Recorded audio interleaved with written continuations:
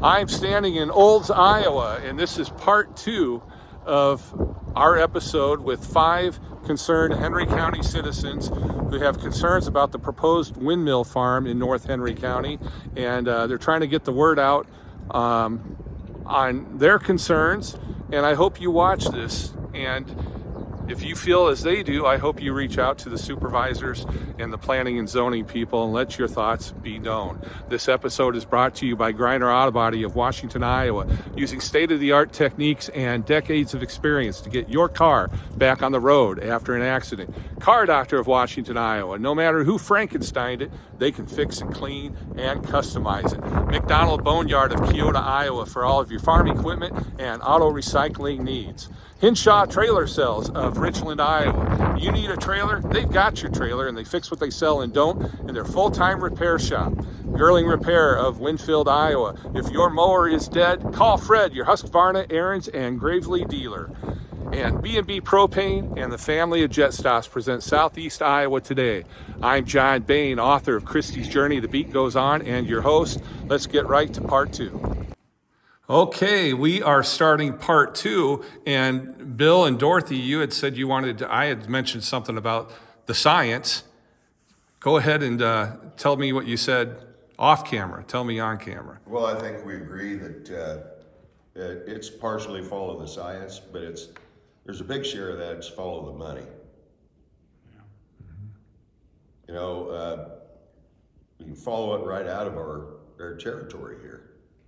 You know, those that signed up, they'll get their payments if. They already started getting it.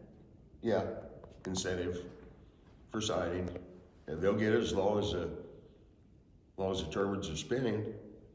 But the big beneficiary is, Fortune 500 companies buying the electricity on the open market to cover their carbon credits for their carbon footprint in the world. And they've admitted that publicly, that it comes down to the highest bidder, and it is it's a carbon credit grab is what it comes down to. So there's a much bigger picture, I think, that's being laid before us, and Dorothy can talk a little bit more on the numbers or those things. But from my perspective, I'm looking at it from a dollars and cents. If they've truly spent or have locked up about 18,000 acres. With about $800 and some thousand that's been laid out to these people that have signed on to these contracts, you reverse the math out, and we're at $48 an acre. We live in pristine Midwest Iowa, and we're talking about putting a value of $48 an acre. And by the time, if they get all 30 to 32,000 acres under contract, if they spend $1.7 million to solidify those contracts, we put a value of $50 an acre on 30-some thousand acres of land. And I personally, from a business standpoint, who in the world wouldn't want to buy a business that has 30-some thousand acres under contract for maybe $2 million if it goes to the highest bidder? Right. Or $5 million. You've got 500, how many millions of dollars worth of land have you got under contract at that point? And it's not, and then the contract, it starts off, at 35 years and can be extended to 52? Mm-hmm. Yes, if you're talking about the time that they put involved into what they're doing right now. Realistically, the more concrete number would be around 45 years. However, as they say openly in a open meeting, we're not going to be here to worry about it, so why does it matter? And that shook me to the core. Yes. And without jumping away from the numbers, because that's an important part of our conversation, but from my perspective as a landowner of a small amount of land, no, I haven't been offered anything, but at the end of the day, if it affects the value of my land or my neighbor's land by devaluation, and plus I have to see it and everything else, those are some of my bigger concerns. But I don't want to dive too much into that unless there's some more to discuss more on the Well, I just say chasing the money. I just say thank God our ancestors before us didn't have that attitude. Correct. Right. Where would we all be right now? This is a bigger picture. And we have to be the stewards Yes. going forward for future generations that we hope will still be Americans. Right. Yes. Well, and that's the thing. If you look at this, 8 out of 10 of these investors into this specific company that we're discussing, they're not even from America. When this thing gets sold to the highest bidder in 3 or 4 or 5 years, whatever that may be, who's going to be the majority owner in that? You know, how is that contract going to be, you know, if you're going up against $1 billion company with any kind of a lawyer, whether you're one landowner or even if 20 landowners go together, are you going to have enough power and mass and money behind you to go up against $1 billion company? No. And then it gets kicked down against the county. Are they going to come after the county? You know, and now you got a whole nother animal. Right. You know, so. Well, hopefully with that heating system that comes on, it doesn't make it too hard to hear. But my next question to follow up for all of you on that is the fact that RWE Renewables, multinational company from Germany, has spent thousands, maybe $1 million. They've talked to the Henry County Planning and Zoning folks, and the planning and zoning people have put together a proposal of a new ordinance to fit in everything that RWE needs to be able to do what they want to do that they currently can't do because of the ordinance. And that is what is up in front of the Henry County Board of Supervisors at this time. How do the citizens of Henry County get the Board of Supervisors' attention enough and educate them and help them educate themselves to say this is not a good idea? I know you've got a website. Can you tell me that website? I'm going to put it up on the screen so people can see it, but can you? Before you do that, if we agree here, back to the planning and zoning, they really didn't develop an entire set of ordinances for this. I don't want to throw them under the bus. Okay. They have been recommended to vary some of the ordinances that were existing here, but those ordinances are fairly old and fairly outdated for the science that we know now. So I just wanted to clarify that. But I guess my point is, why would they need to be changed if for other modern ideas or things to be implemented, modern implementations, if it's not for the reason to put these 650-foot tall wind turbines in place? Okay, let's just get this straight on record. The planning and zoning, like the last 1961, I think it says, and if you go onto the website of planning and zoning, you'll see it. They added the ordinances because we've never had a company want to come in. And with that said, nothing is set in stone yet. So the meetings are important. If you have your time and time to kill, Tuesday and Thursday at 9 a.m., we start, the Henry County Board of Supervisors has a meeting. And look at the agenda. If Joe Buffington is there, he's planning and zoning, and he will talk about the ordinances, and they will go through and talk about, you know, what might need to be changed or whatever, and they discuss. So it's not like it's just, you know, they're gonna call the shots. It's a discussion. But March 12th at 6 o'clock at the Henry County Courthouse, they're going to have, planning and zoning is having a work session. And we need to pack the house for that. And I want people out on the lawn. Like, I want people there. Okay, since it's a work session, we really might not be able to talk. But that's okay, because we just need to be understanding and what they're working on for our ordinances. Because when there's a public hearing for planning and zoning, we're gonna pack the house again, and we can talk at that point, because it's a hearing and not a work session. Okay, so with that being said, what is your website address? Because I'm assuming that you will actually have information of when those meetings are too, that they can go to. HenryCountyWindProject.com. HenryCountyWindProject.com, and folks that are watching this right now will be seeing it on their screen as we are talking right now. So that's there. And once again, what is your Facebook page?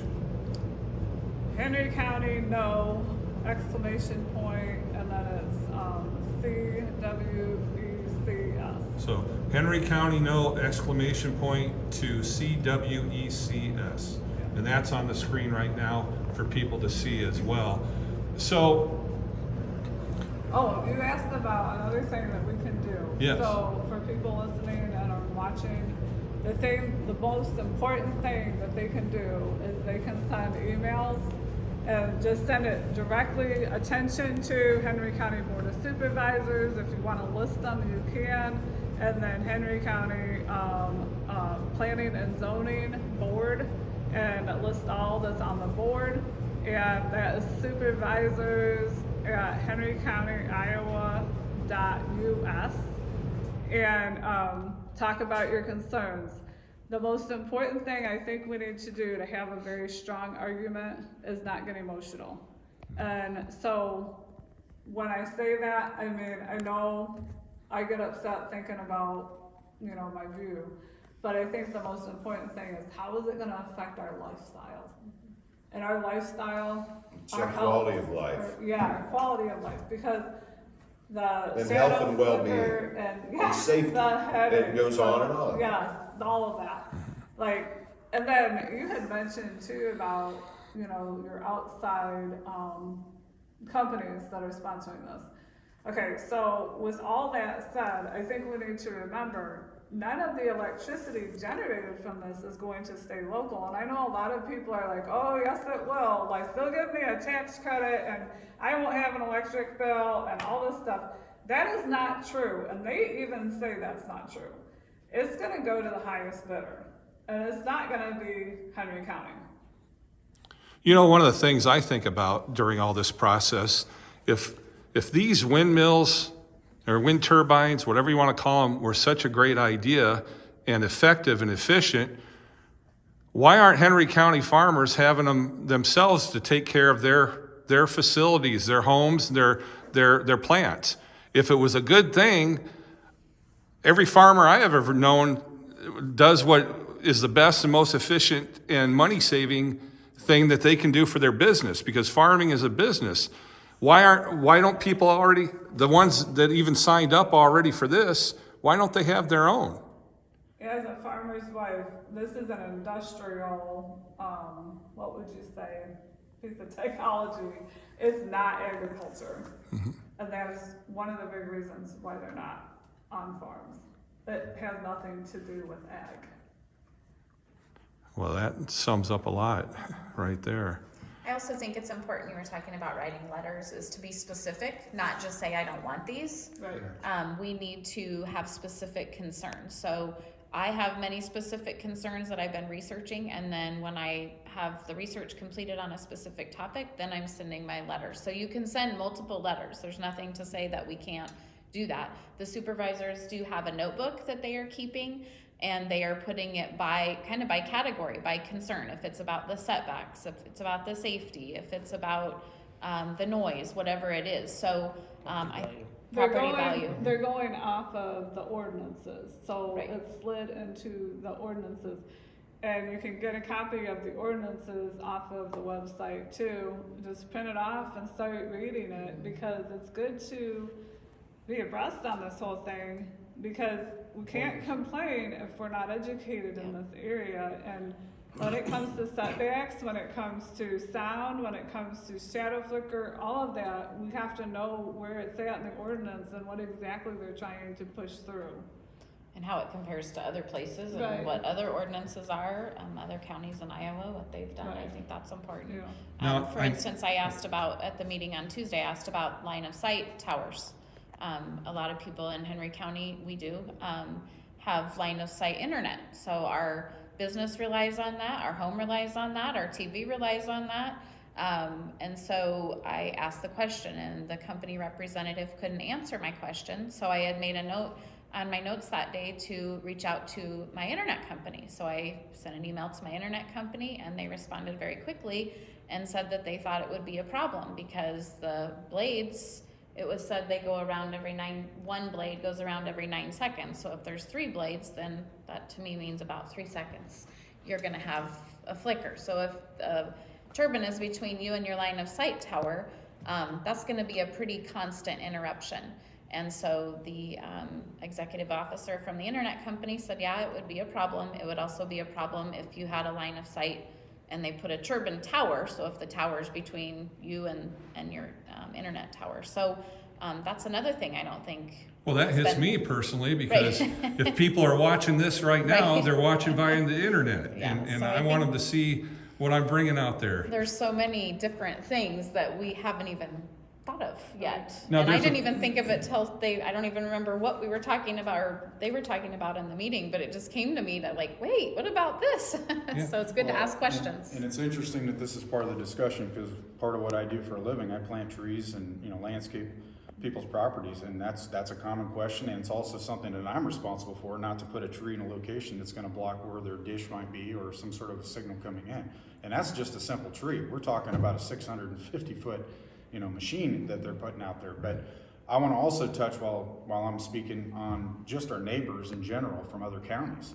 You know, if we get these ordinances, or however these ordinances get laid by our supervisors, it is not going to matter what's going on in Louisa County or in Washington County, because at the end of the day, these companies are coming in and looking for the weakest ordinances, and they will only go by the ordinances per county.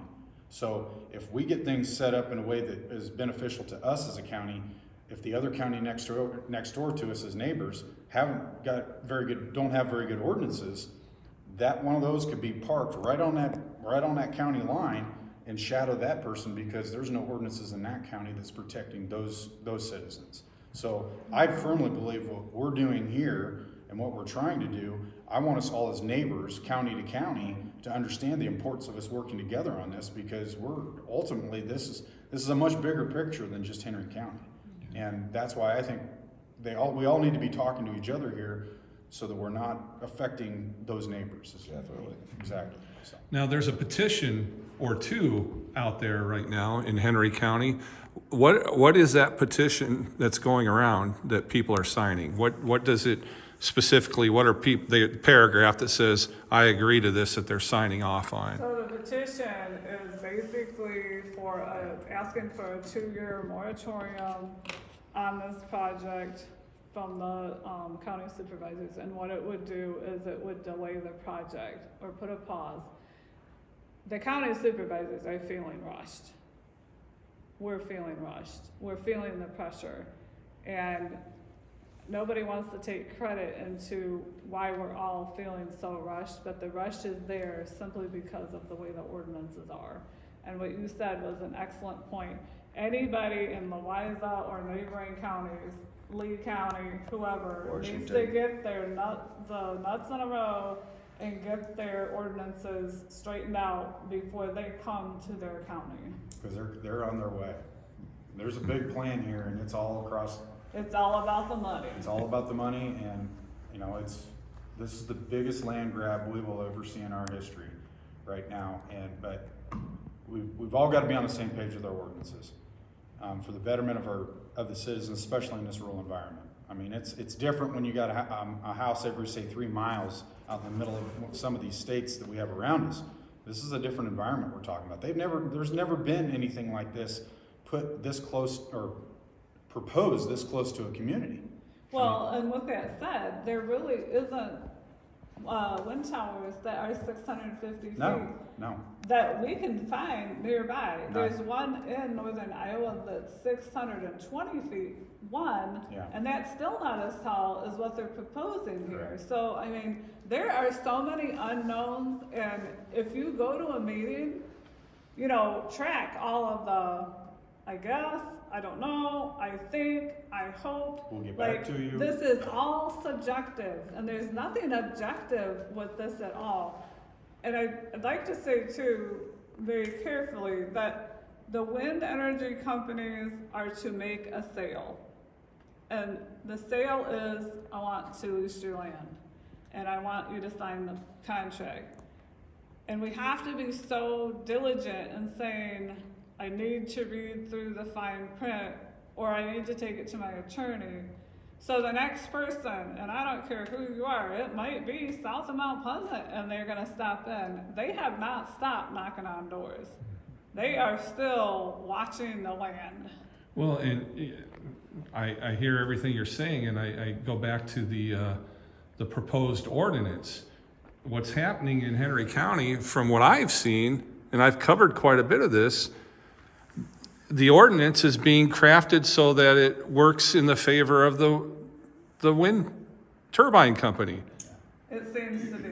I mean, it's very evident if you watch, and folks can go back and watch the County Board of Supervisors meeting, and you can go watch the meeting in Wayland that I have up on the YouTube and Spotify. If you just sit and listen, it's being crafted so that these people can come, soon as the supervisors say yes, they can roll.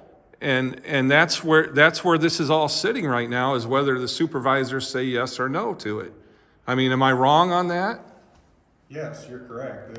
It is going to be left to their vote. However, and this is where small little rural environment, acreage owner out here, we have a voice. Bill, all of us have been out late into the evening speaking to people, whether we're carrying one of these petitions or we're just talking to somebody at a ball game, whatever it is. We as a people, we have a voice, and there's been some people who are like, well, I'm too small, I rent somewhere. I have no voice. Yes, you do. You have an opportunity right now to send a letter to our supervisors pointing out a specific ordinance that you may have a concern about, whether that is a child with a special needs, or you don't want to have the shadow flicker, or you don't want it to affect your land value. You have an opportunity and a voice in America right now to still make your voice heard. And if you don't take that opportunity to do it, then unfortunately you may miss that opportunity, because a year from now we may be staring at something that, if we'd had enough people speaking up, we could have paused this long enough for everybody to get the information that is needed. And that's the most important thing to us right now, is we just slow this thing down a little bit so we have a chance to digest all this information so that we can make the best decisions for our community as well as our neighboring communities. So, How many signatures do you folks need to get the supervisor's attention? That's a $1 million question. We've already got their attention. Okay, They know we're here, yeah. and they're listening. good. And I applaud them. I mean, Well, and that's what they're supposed to do. That's their due diligence. They're doing what they need to do. And I'm not going to kid you. I've spoken to each one of them at these town hall meetings, and I would hate to be in their seat right now. Yeah. But they're doing this is the hard part about being in the position that they're in. Right. And they're trying as hard as they can to listen to as many people. But if you don't speak up and you don't send in a letter, you might have missed your opportunity. Right. They're doing their due diligence. Correct. That's what they were elected to do. Yeah. We just hope that they have the information that they need to make reasonable decisions and ordinances. Well, I applaud all of you, the 5 of you, and all the other folks that have signed the petitions and sent the emails, for exercising your right to share your beliefs and your opinions. And that's what America is about. And we hope that cooler heads and I have a statement the prevail. other day, John, that Sure. I said, I believe we will win it with facts, consistency, level heads, prayer, and unity. I really believe that we need to, come together. We need to not try to get emotional if we can, because it is emotional, like you said, and just unify. Because I think as Americans, we've become complacent, and we think someone else is going to take up the fight, somebody else is going to make the right decision, someone else is going to say what we're thinking, and that someone else is us. We need to step up and say, you know what? I need to take action on this. I need to make my voice heard, because if I'm thinking it, there's a lot of other people that are thinking it too. Well said, well said. One of the things that I think about at this point is you have a map in front of you, Dorothy, that basically that's available online for the public to see, and all those different colors on it represent the different landowners that have signed up for this at this time. Let's say that you folks are successful and get a 2-year moratorium to start with. Will the company that they've signed up with still be paying these people during that time, or will their new income disappear? And they thought, when they were presented with this and signed on that dotted line, that this was a good thing for their family and their business. How do you respond to them if suddenly this, what they thought was going to be a good thing for themselves, disappears? That's a great point. There's not a real good answer to that, but I'm a firm believer in the golden rule: do unto your neighbor as you'd want to do unto yourself. And I believe if this company would have came in with a different approach and been more in a public forum to let us know as a county or Southeast Iowa what their intentions were, it would have possibly allowed some of these already signed on landowners to make a better decision, to think about the bigger picture of what's going on here. For one, and I want to make sure, and I know everybody in this group agrees with it, we're not villainizing or we're not upset with the people for making the decisions that they've made. I'm more concerned that they don't know what they may have just lost by what they've signed on to. So I urge them to go out and find out what they may have lost by signing this contract. But at the same time, going back to your question, business in general is risky. Anybody that owns a business understands that. And when they signed on that dotted line, and if they don't get the monies that they were counting on, there'll be other opportunities. And I firmly believe, with God, all things are possible. So if this is the only thing that's going to keep a farmer alive long-term, I don't know if that's necessarily true. I really do believe there'll be multiple opportunities, because I see us as a community coming together, and we can, we're always supporting all the farmers out there, landowners, whatever that may be. Even if you're a landowner that lives in another state and you're wanting to put something like this on your property, we're not trying to take your way of making a living away. But at the same time, I would never want to do something that would bring harm or discomfort or frustration to my neighbor. And that's why I think that's the most important thing that we can take away from this. And if you do lose an opportunity to make a living, I do believe there'll be other opportunities out there. And I don't want us to have a divide in our friendships or anything like that. It's a bigger picture, and I hope everybody understands that. Well, and I think too, was, piggybacking on that whole deal, I think people thought this is gonna help our school systems. Oh, absolutely. I think there's a lot of false information. And the out there. money that the school systems would get is divided by how many wind turbines that they would have allocated for their areas. And so I think it would be Waco that gets the most of the divided, and then Winfield, and then Mount Pleasant. But when you boil down the numbers, it's not gonna be what they think it is. And then if it's not operational, if the wind turbines can't, make the money that they're thinking it's gonna make, what happens then? What happens to the funding for those schools? And nobody can answer that question. They gotta go back to the office, I guess, and find out. But Well, unfortunately, those numbers are speculating how much That's all wind is going to speculated. blow these things, and all how And it's much also, money is produced. there's a misconception that that's money just given to the schools. It actually replaces The state. the state money. aid. Mhm. So this isn't gonna be By above and formula. beyond. So any money that comes from the wind turbines isn't going to be in addition to, No. which is what you first think when you hear it. Yes. Right. Because we all think of the positives, Yeah. but that's not how the state government runs. Well, it might be easy to you take the word supplant and just quickly think supplement. Well, they're two very different things. Supplant is to replace. Supplement is in addition to. In this case, it's supplant, to replace. There you go. I think our superintendents did a very good job. Absolutely. Two of them Yes. the other day at the Yes, they meeting did. at explaining how funding is done and what that would mean. So when it Right. was boiled down, because the numbers that were given by the company are for the whole period of 35 years, assuming that every single turbine is turning all the time and every single turbine lasts 35 years. Right. So those numbers were just speculation. Then when it brings down to yearly, the amounts weren't as much as what I think people think. And the superintendent's also brought up an interesting point that it possibly could go down as the assessed value of the surrounding properties lowered. that's a real issue too. Yeah, because I wonder, I have not done the research on this. This question just popped in my head.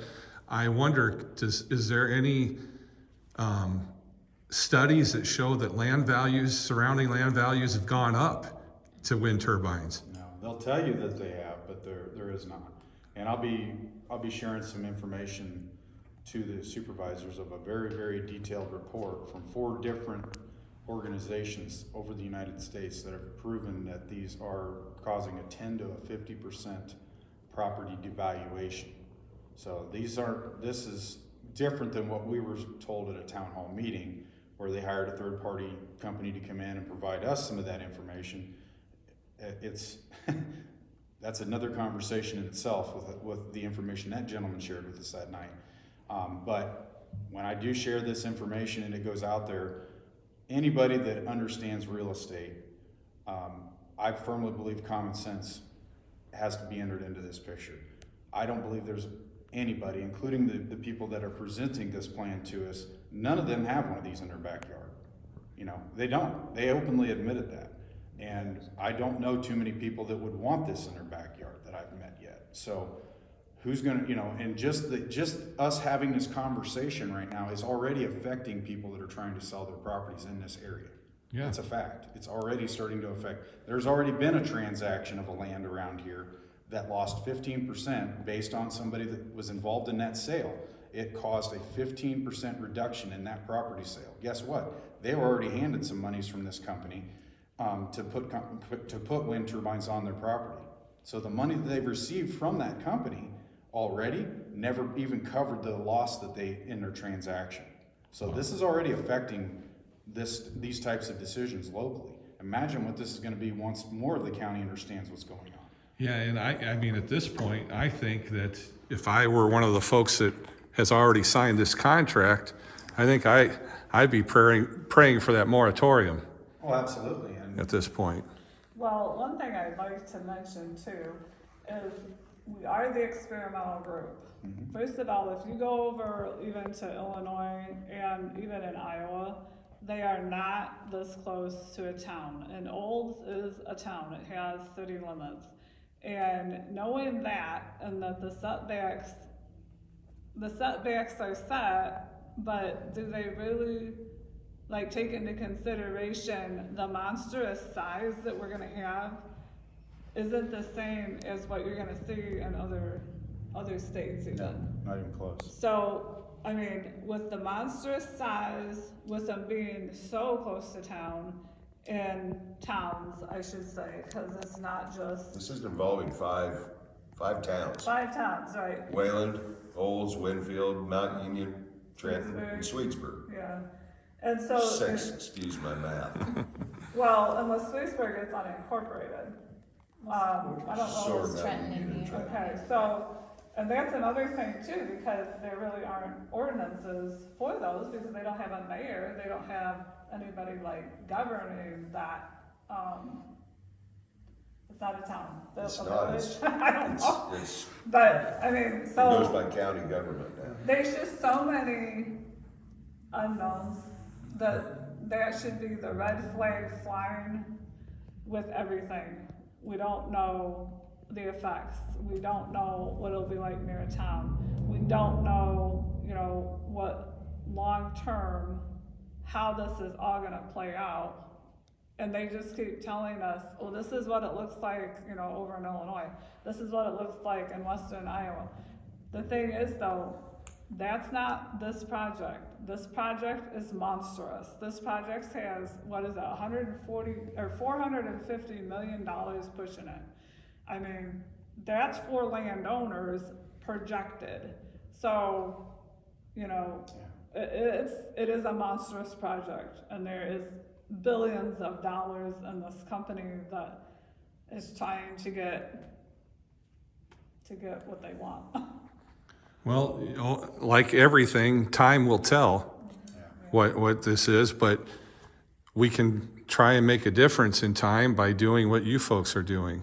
And if you folks didn't do what you were doing, there would only be one way. It would be a steamroller, and you would have these things up in people's fields in no time without any other thought being put to it and until it's too late. So I think you brought up at the one meeting that this isn't a short-term fight either. This is something where we need to continually educate ourselves, continue to share information with our neighbors, let people know what's going on, what the ramifications are, what they can do, and then we have to keep it going. It's not going to be a couple of weeks and this is going to be resolved. This is ongoing. Yes, it'll be long term. This contract that's been signed, the way we understand it is, even if this specific company leaves, they're under contract for 10 years.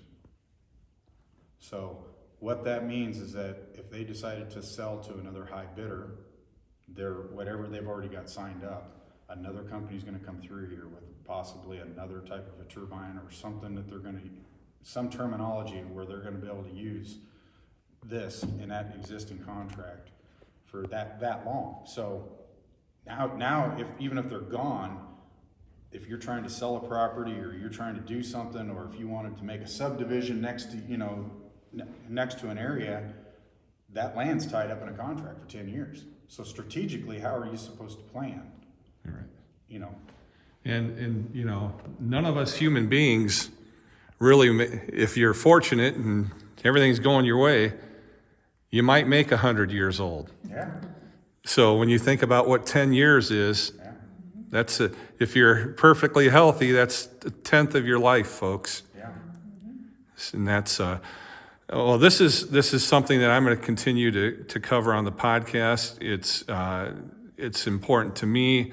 It's important to a lot of people that have watched this, and anybody that's watching or listening right now. It's already been said either in this part 2 or in part 1, but you think you're one person and you don't have a small patch of land and you can't make a difference. But the truth is you can, and these folks are willing to work with you and help you make that difference. So go to their website and tell me that website again, and we'll put it on the screen. HenryCountyWindProject.com. And get involved. Is there anything else we should have mentioned in this podcast episode today? We don't have enough time to cover everything that we feel is important. All right. Well, then we'll do this again. Hopefully we can regroup. I have plans. I want to get to a wind turbine site, and I want to share that with my audience. And so we'll just keep plugging away here and educating people. Thank you, John. We appreciate your efforts. Thank you. Appreciate it. Thanks to my guests today for being on and sharing their concerns. And thanks to our sponsors, Griner Auto Body, Car Doctor, Hinshaw Trailer Sales, McDonald Boneyard, Girling Repair, B&B Propane, and the family of Jet Stops. I'm your host, John Bain. Stay friendly, Southeast Iowa.